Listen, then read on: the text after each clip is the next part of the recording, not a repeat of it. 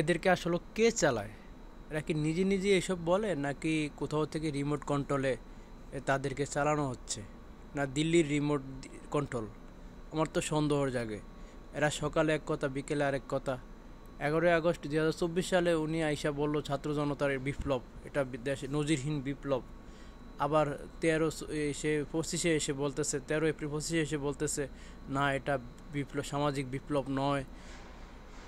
আসলে এদের উদ্দেশ্য কি? এদেরকে কে রিমোট কন্ট্রোল দিয়ে কে চালাচ্ছে? আমার তো সন্দেহ জাগতেছে। বিএনপিকে ডুবানোর জন্য সামনের সারির কয়েকজন লোকই যথেষ্ট।